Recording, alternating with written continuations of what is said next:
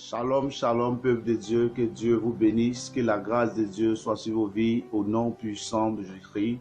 Je suis vos serviteurs, le prophète Salomon Duo. Que la main de Dieu vous bénisse, leader de l'église Parole de Vie.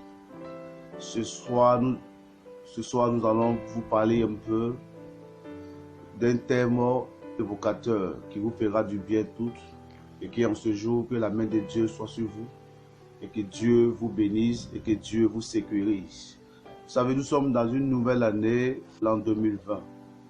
Mais le thème aujourd'hui est intitulé « Choisis bien tes amis pour avancer ».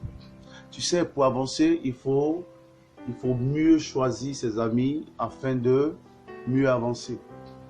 En cette année, tu dois te faire le mea culpa afin de choisir avec qui tu dois marcher. Parce que tes amis peuvent interrompre la grâce de Dieu ou soit aussi peuvent être des facteurs de bénédiction pour toi. C'est vice-versa. Alors un ami peut te mettre les bâtons dans les roues afin que tu te dévies. Ou soit un ami aussi peut encore t'apporter son soutien afin que tu puisses entrer dans ta destinée. Alors en cette année, bien-aimé, je l'ai donné l'année du changement. Alors pour changer, il faut savoir avec qui ou avec quelle personne que nous faisons route, nous faisons chemin ensemble. Alors frère, en ce jour, je suis venu parler à quelqu'un. Dans la voie de la parole de vie, te dit que la vie est importante. Parce que le Seigneur Jésus, il est la vie. Mais la vie entre à toi comment? Il y a des facteurs. Il y a le chemin par lequel la vie entre. Mais ce chemin passe par plusieurs personnes. Alors, le thème est intitulé « Il faut choisir bien tes amis pour avancer ». Choisis bien tes amis pour avancer. Dis à quelqu'un, choisis bien tes amis pour avancer. Que Dieu te bénisse. Seigneur, bénis ta parole, mon Dieu. Permets que Dieu l'auditoire, mon Dieu, mon roi, qui m'écoute, soit béni de par toi au nom puissant de Jésus-Christ.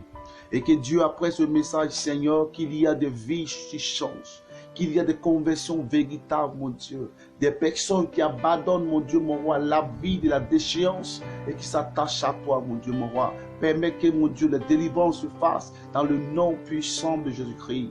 Amen. Dis Amen avec moi.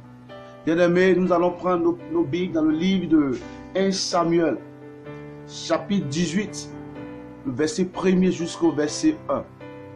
Il y a beaucoup de versets, mais nous allons d'abord nous étaler sur le livre de 1 Samuel, le chapitre 18, verset 1er jusqu'au verset 5 plutôt. Je lis la parole de Dieu. David avait achevé de parler à Saül.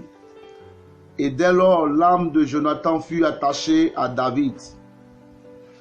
Et Jonathan l'aima comme son âme. Ce même jour, Saül retient David et ne le laissa pas retourner dans la maison de son père.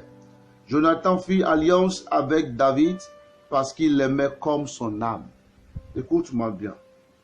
Le verset 4, il ôta le manteau qu'il portait pour le donner à David et lui donna ses vêtements, même son épée, son arc et sa ceinture. C'est là que je veux m'arrêter au verset 4. Regardez un peu. La Bible déclare qu'il y a un jeune homme qu'on appelle David. David est le fils d'Isaïe. C'est ce même David, lorsque le prophète Samuel est allé dans la maison d'Isaïe, son père d'abord a présenté Abinadab et tous ses frères. Mais cet homme était derrière les brebis. C'est là que le Seigneur l'a fait appel et Dieu l'a consacré, étant futur roi.